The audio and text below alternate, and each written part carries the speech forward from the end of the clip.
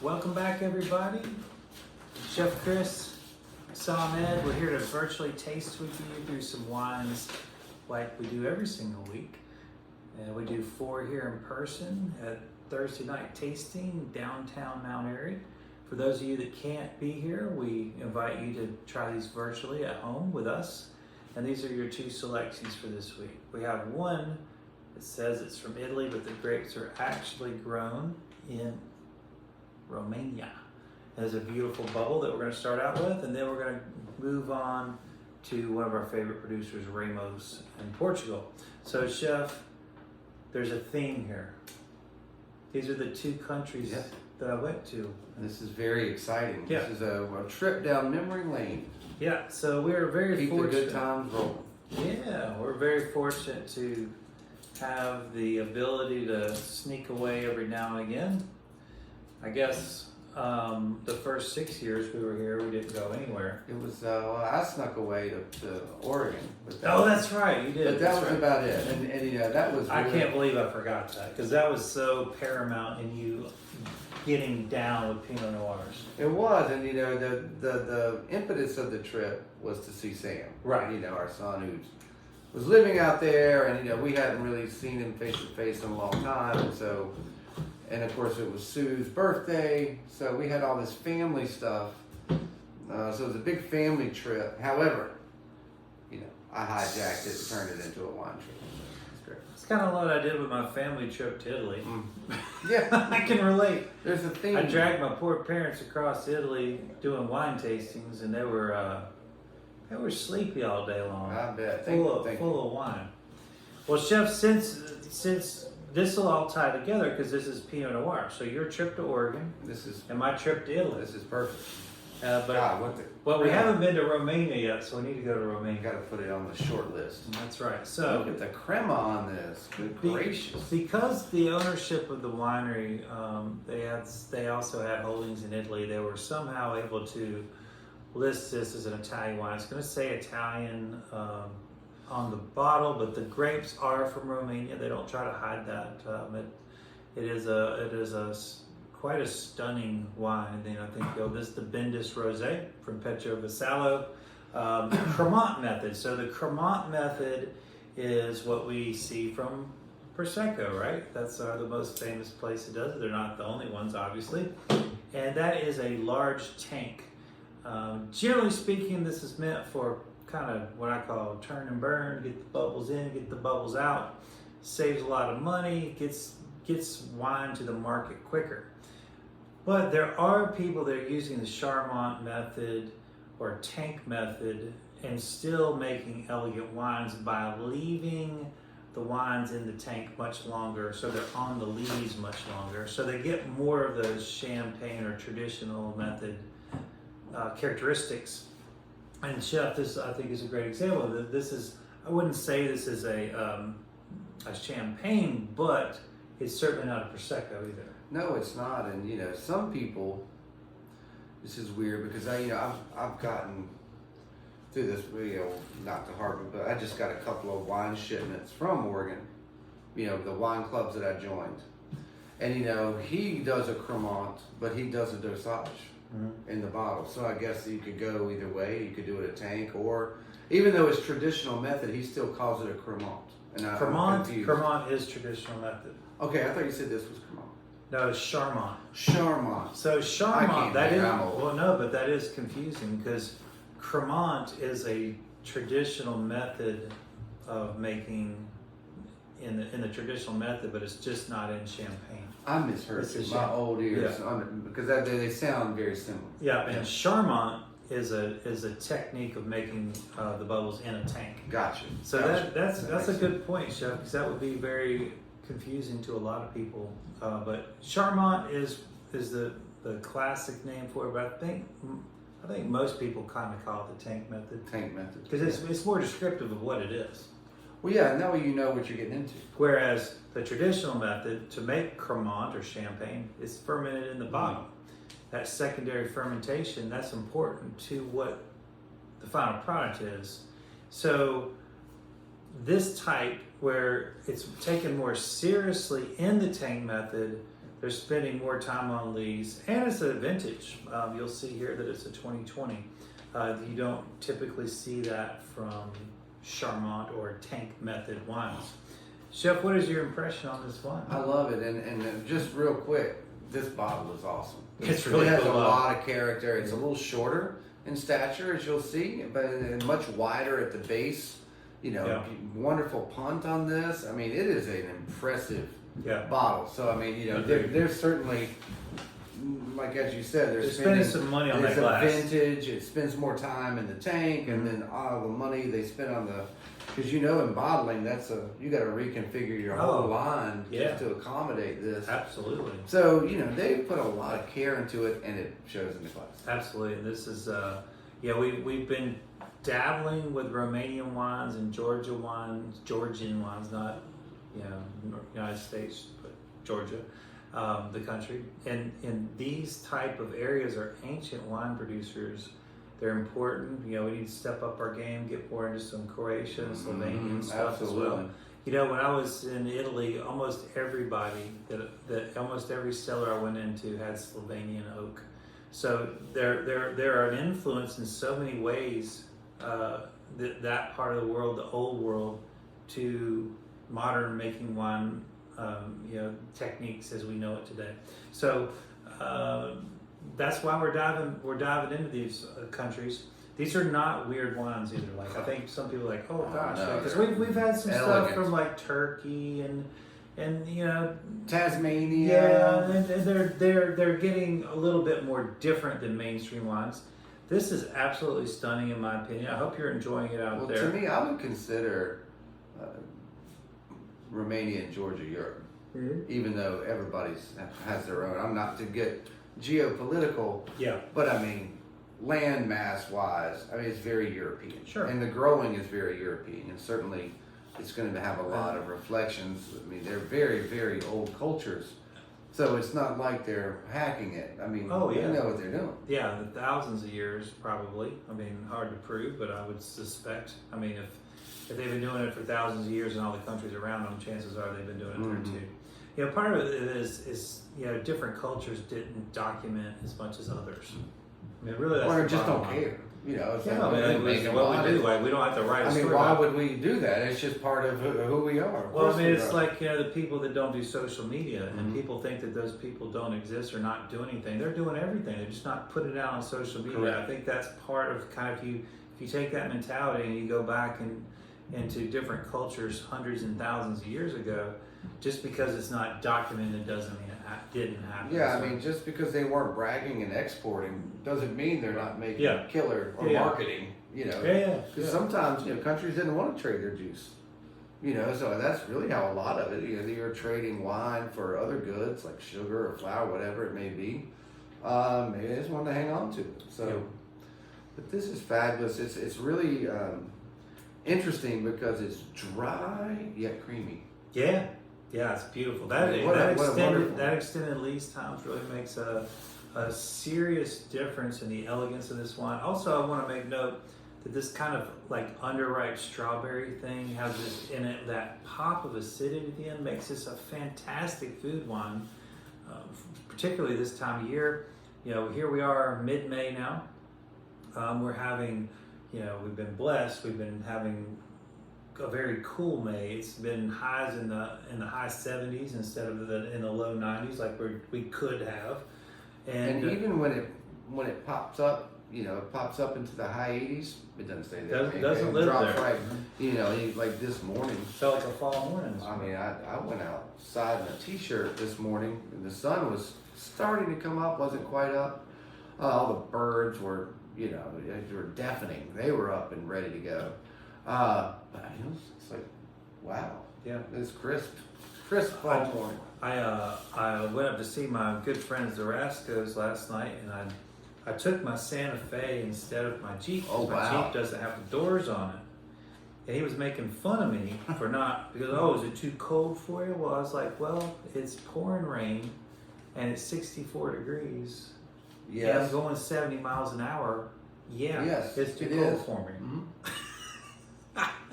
And and also we've already established that since you've left the mountain, You've left the mountain behind. No, I've turned into a lowlander. You have. I mean, I used to, when I would come visit, it'd be 40 degrees. You'd have every window open. Yeah. You'd be in a I t-shirt. turned into a polar bear up You there. did. Yeah. You embraced it. Those days are long gone, Chef. Yeah, that's cool. Well, I don't Chef, want to freeze. Chef, this is it's a delicious wine. What do you think you're gonna pair with? Well, I think it needs a delicious pairing. We're gonna do a great little salad of artichokes, Nice. tortellini, olives. I think that's going to be wonderful. We're going to do it like that little smoked goat cheese with this. I think the smokiness Definitely. with the creaminess of this is going to be just And fantastic. the tart, No, that the little, tart. yeah. Mhm. So that's where we're headed. And I think it's going to be fabulous. And it is going to be have a ton of flavor and hold up well too. That's the kind of thing like I love bubbles outside. Oh yeah. I like to be outside celebrating with bubbles, and this is the kind of food that would sit outside very, very well. You don't have to stand over the oven. You don't have to be delicate with it. You can just set it down and enjoy your drinks and not sacrifice flavor. That's a fact. So that is. Another thing. There's some chalkiness in there.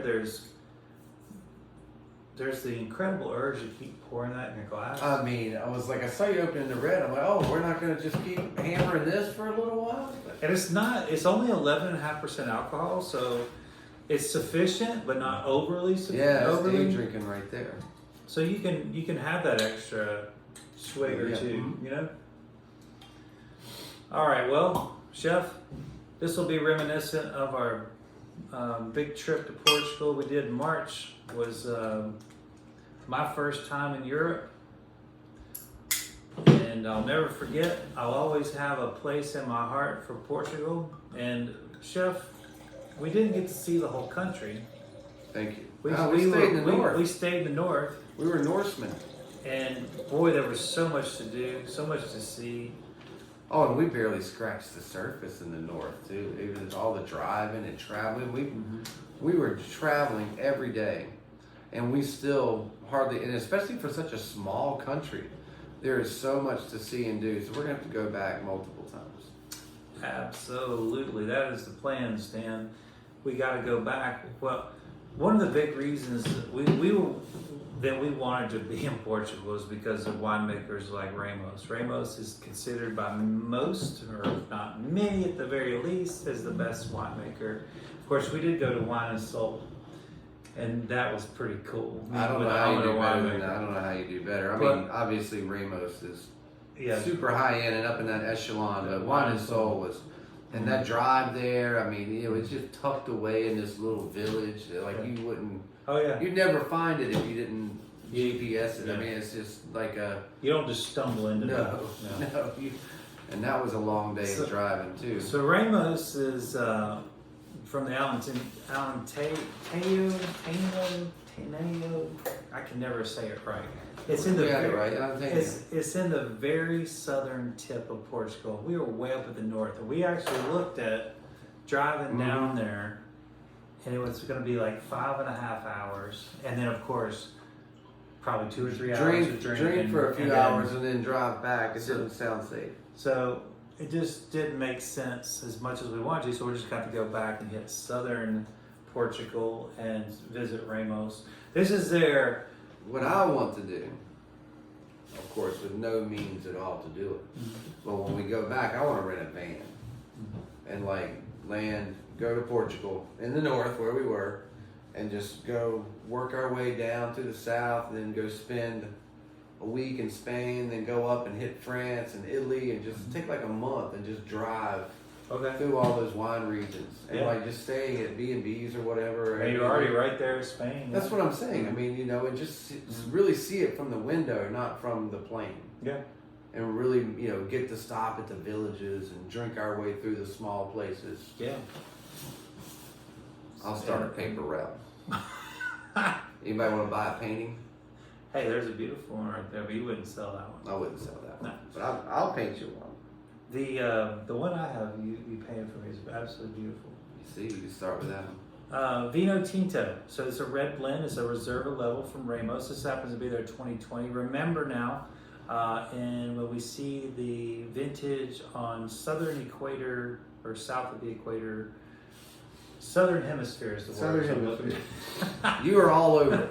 When we see that, we can assume that it was probably harvested in February or March. So it's a little bit older than the label comparatively to what we harvest usually, well, nowadays, late August, September. So a little bit older. I just tell people to add a half year to the vintage in terms of the age of the wine. So not surprisingly, this is a red blend. I mean, that's what we drank a ton of when we were what in they Portugal. And we had so many delicious ones and so many ones that you couldn't buy the wine if you wanted to. I mean, Yeah. they're just house blends, they're just village Yeah. blends. I mean, yeah, it's village just, blends. you know, it's not even like Having like those 15-liter jugs. in the jugs, right? It's like, you know, I love this wine, kind of know. It's just, we got, 20 jugs of them. When it's gone, it's gone. All right. Well, let's take a little sip. It tastes like Portugal. It makes me want to have some beef with lemon on it. It's a little toasty on the nose, a little spicy on the nose.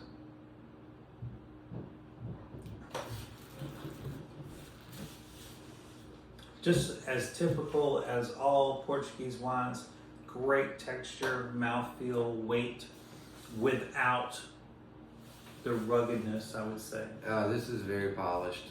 There is some beautiful tannins here. There is some oak influence. The oak, for sure, the tannins are Mhm. soft. Yeah. But the oak is certainly right there. It's very prevalent.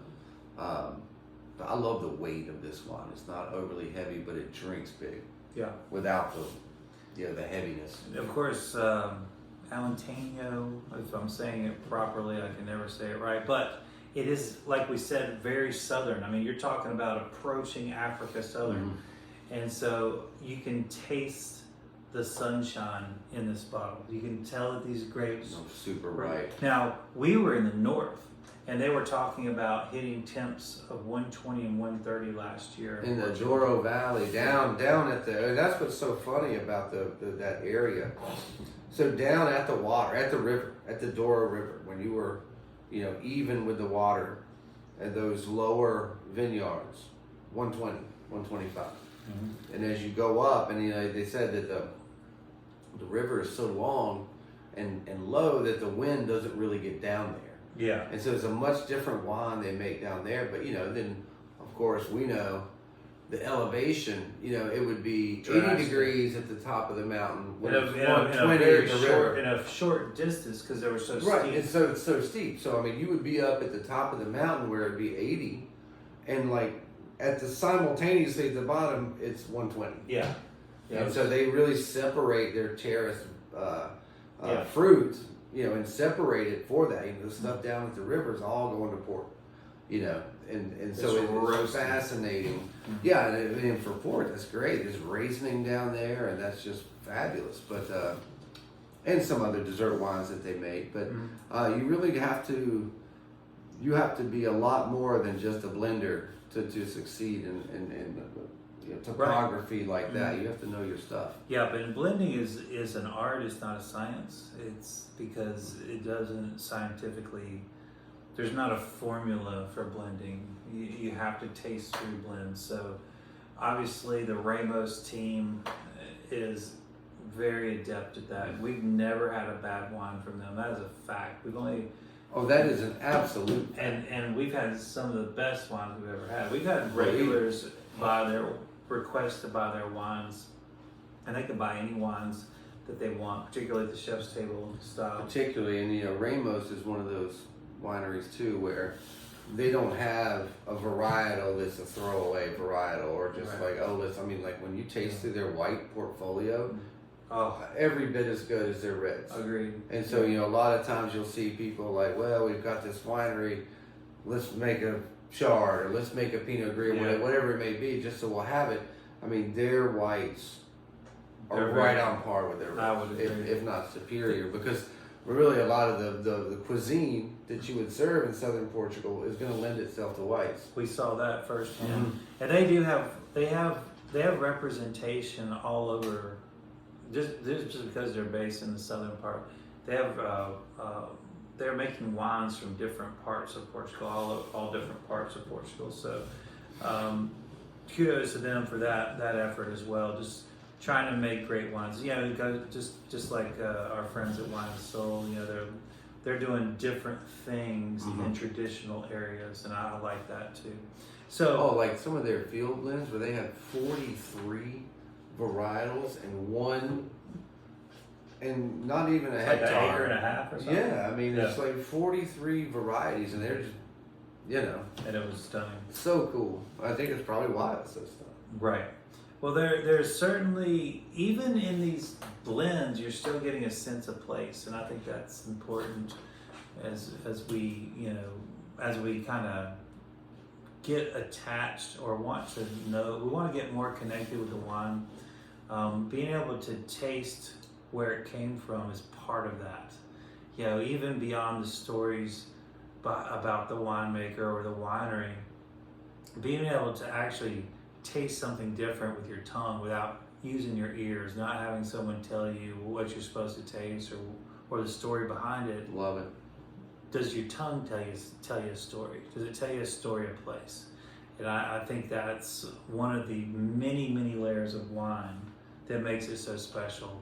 And your tongue is always wanting to try new things, new experiences. It craves It's a muscle that wants to be worked out, just like your brain wants to be worked out. And they work hand in hand for sure, particularly when it comes into wine. And that's why there's so many people like Chris and I that just go gonzo over wine. And, you know, a guy or a gal that's sipping on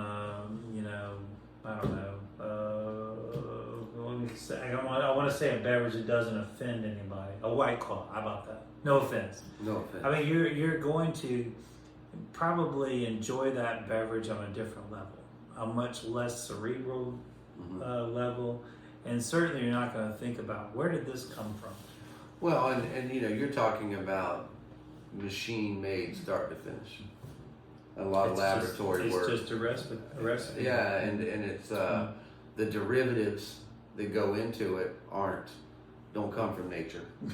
A lot of it, right? You know, so you're not growing anything. You're not. There's no romance. There's no story. There's no theory. It's like, and not that to over glamorize it either. I mean, at the end of the day, farming is hard work. But there is that hardest, but there is that other side to it. Yeah. And we saw that firsthand. The people that we were staying in a farming village for the most part. Absolutely. Everybody's front yard had something that they could sell in it. And all hours of the day, you would see people tending the land. And it was just remarkable. I mean, the respect they have for space. Especially in that terrain. I mean, it's just a very unforgiving, rugged terrain. Yet, look what the bounty it provides if you care for it. We were really, really impressed by the terracing systems that they've done there. And just think about those were started without modern machinery. Incredible. Although we did see some more modern equipment being used, but the story is that the heat was affecting, the way they do these terraces. Like if you had a couple of bad or subpar vintages, the way the microclimates and the heat were affecting it, they were changing the trellising to go with nature. Yeah. So they would be horizontal or facing this way. They would come in and do the change the whole thing. So the sun and the air and the wind were complementing the grapes, so they weren't really doing it because aesthetics. They're just like, we better get the grapes happy. Well, people are freaking out about climate change, and the climate has always changed. It's just that we're seeing it more now, and we're gonna do just like everyone has done forever. We're gonna adapt to it. Mm-hmm. That's what the earth does. And that's what we do. That species And, do it. Yes. We talked about it ad nauseum about how great it is that we're getting these killer bubbles from Wales, Britain, you know, that we haven't had ever in bubbles, but there used to be. But there used to be wine there for sure. Yeah, there used to be wine because there was a mini ice age that knocked them out of winemaking for hundreds of years, almost 1,000 years, I believe. Anyway, there's, like you said, it's just a shift. It's a shift, and there's going to be countries like France and Portugal that make adjustments because they have to.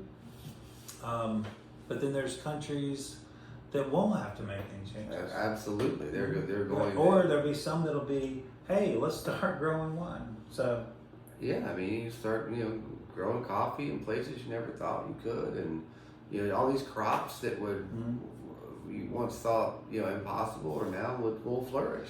It's interesting. Mom came back from Chicago. She has a second home right outside of town here, and all of her camellias were probably 20, 30 years old, and they all died. They didn't come back to life, and it was because it was so cold in December. Now, I was just down at Childers talking with Mark, the winemaker there. He said it was so cold in December that their pipes froze at the winery, and he said the same thing happened to Shelton, our another winemaking neighbor, in December.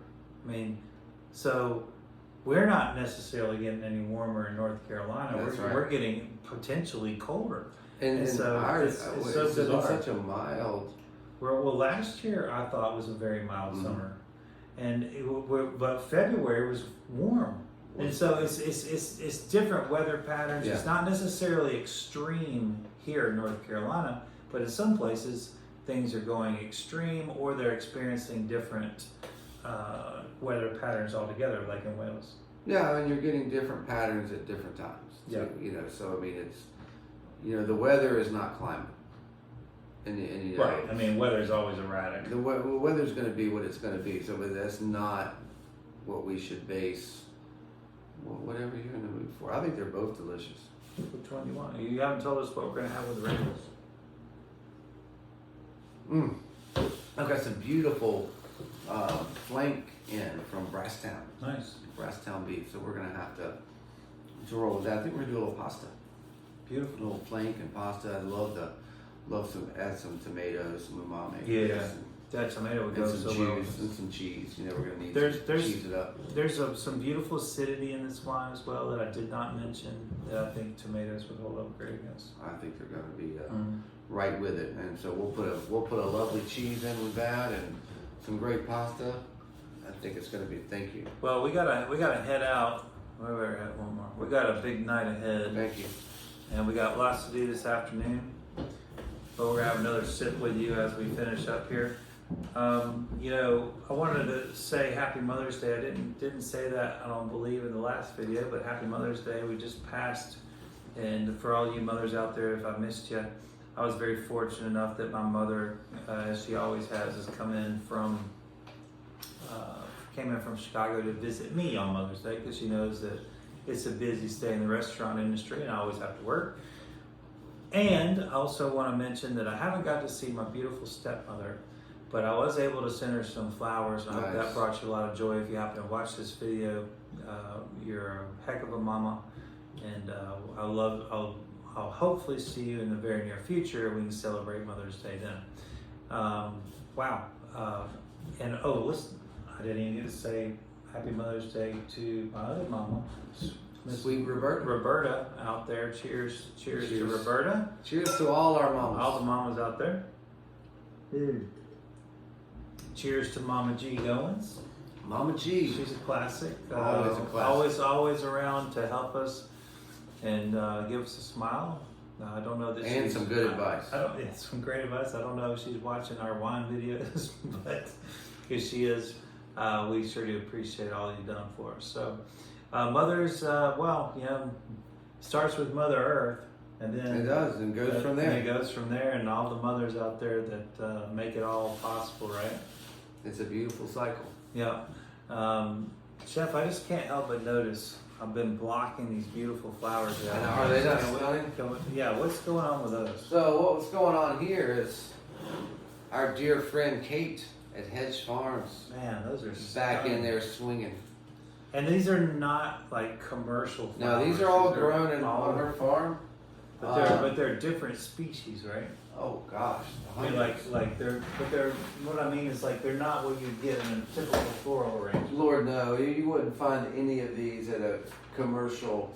Yeah. You know, you've got Maybe the Cosmos, Snapdragons, Snapdragons, right? Yeah, Yarrow and the Cosmos, and you know, and these you got eucalyptus. Nice eucalyptus. Look at this. See how cool that is, and that's going to turn into that. That's fantastic. It's almost. It's It doesn't very even neat. need to do that. Yeah, that's what I was saying. That I'm going to use in here. You can see like some of the right here. Look at the color Oh, strokes, yeah. where you can see The when it striation. opens up. This is what's Awesome. So I'm going to incorporate that with some of our food this weekend. I never even thought about snipping Snapdragon. I didn't know they would hold up that well. That's great. Well, But anyway, that's it's another always another one of our local farmers is working very hard, diligently to produce things. we on can a- all be proud of. Exactly, on a level that it's less of a huge carbon footprint on the planet. So There's only about 7 miles on that arrangement. yeah, And you know, she's doing weddings, and obviously we buy a ton of flowers from her, both for decorating the winery and using with food, and accentuating our plates. And you know, it's just everyone benefits. You know, the local economy, the local folks, and our customers. You know, they get to experience these things that aren't on a refrigerated truck from Ecuador. You know, good people of Ecuador, got nothing against you, love your stuff, but you know, maybe we're not supposed to have everything we want every day. every day. That's right. Well, we learned a lot about that in Portugal. That food was seasonal. Honor the seasons. Yep. Honor the seasons. All right, well, everybody. Well, it's been a wonderful get together with you. Glad Chris and I could be together again on these videos to guide you through the virtual tastings. Remember, if you want any of these wines, we're happy to get them for you. We always charge the best prices in town. Always. Right? Beautiful Pinot bubbles, beautiful red blend from southern Portugal. You can't go wrong with either one. I Great think stories. Great thing. juice. You could celebrate with this or just have breakfast with it. Could be fabulous with eggs. That's right. Absolutely. Quiche. And of course, you know, Ramos is Ramos. Highly. Well, it's certainly a high-end wine, but I would not think twice opening up that to grill out. Oh, yeah. Absolutely. It would certainly be just Great with a fine. burger for sure. Burgers, some sausages, you know, Yep. right outside. Perfect. That's 'tis the season. Or if you're in Portugal, you have one of those freaking giant ossobuco braised bone It's served in a bathtub. Yeah. Yeah. Well, everybody, thank you all for being here. We will catch you next time, which will be next week. Can't wait. All right. Thank you so much.